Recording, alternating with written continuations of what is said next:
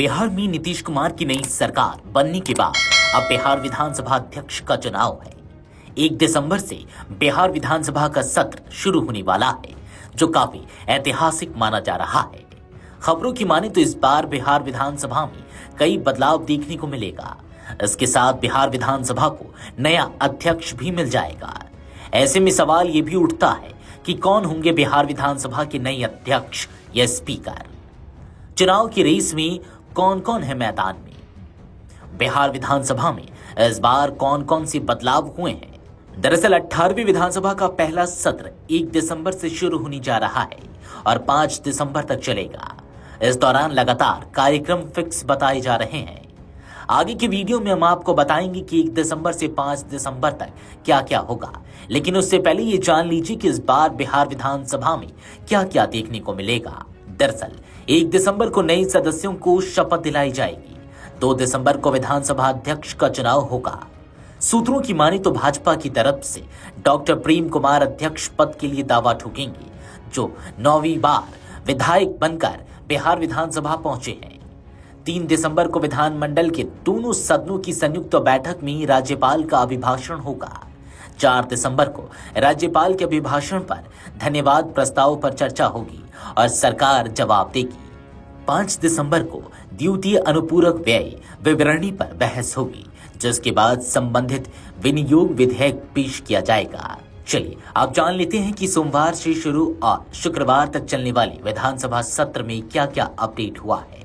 दरअसल इस बार बिहार विधानसभा पूरी तरह से पेपरलेस किया गया है, यानी कि इस बार सदन पूरी तरह से डिजिटल हो जाएगा।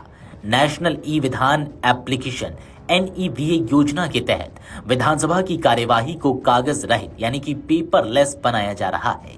अब विधायक सदन में सवाल पूछने और पूरक प्रश्न पूछने के लिए टैबलेट का इस्तेमाल करेंगे, जिससे कागज का उपयोग लगभग समाप्त हो जाएगा। डिजिटल सदन की नई व्यवस्था क्या होगी, चलिए आपको बताते हैं। सबसे पहला, टैब से सवाल यानी कि टैबलेट से सवाल। सभी नए विधायकों को उनकी सीटों पर टैब दिए गए हैं। वे अब अपने प्रश्न और पूरक प्रश्न सीधे टैब पर टाइप करके भेज सकेंगे। दूसरा, कागज की बचत। यह डिजिटल बदलाव न सिर्फ कार्यवाही को तेज करेगा, बल्कि भारी भरकम कागजात की जरूरत को खत्म कर पर्यावरण संरक्षण में भी योगदान देगा। तीसरा, पारदर्शिता। नेशनल ई विधान एप्लीकेशन यानी कि NEVA के तहत बिल पेश करने, प्रश्न पूछने और चर्चा करने सहित सभी विधायी कार्य डिजिटल माध्यम से होंगे, जिससे पारदर्शिता बढ़ेगी। चौथा, तैयारियां पूरी। विधान परिषद में यह व्यवस्था पहले ही लागू हो चुकी है। विधानसभा में टैब लगाने का काम लगभग पूरा हो चुका है। संसदीय कार्य मंत्री विजय कुमार चौधरी ने अधिकारियों को यह सुनिश्चित करने का निर्देश दिया है कि नए सदस्यों को किसी भी तरह की परेशानी ना हो।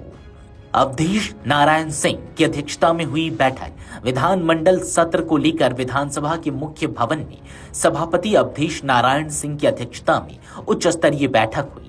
बैठक में सुरक्षा, ट्रैफिक, चिकित्सा, सफाई और पार्किंग जैसी सभी व्यवस्थाओं को सुचारू रूप से चलाने की योजना बनाई गई। संसदीय कार्य मंत्री विजय कुमार चौधरी ने कहा कि 18वीं विधानसभा का यह पहला सत्र है, इसलिए नए विधायकों को किसी भी तरह की परेशानी नहीं होनी चाहिए। बैठक में गृह विभाग के सचिव Pranav Kumar, ADG doctor Kamal Kishore Singh, DM doctor Tyagarajan SM, SSP Kartikeya Sharma, नगर आयुक्त यशपाल मीणा सहित कई अधिकारी मौजूद थे। राज्य में तकनीकी बदलाव की मिसाल बनेगी विधानसभा। जी हाँ, बिहार की यह डिजिटल पहल न केवल विधानसभा को आधुनिक बनाएगी, बल्कि देश भर की विधानसभाओं के लिए भी एक अनुकरणीय उदाहरण पेश करेगी।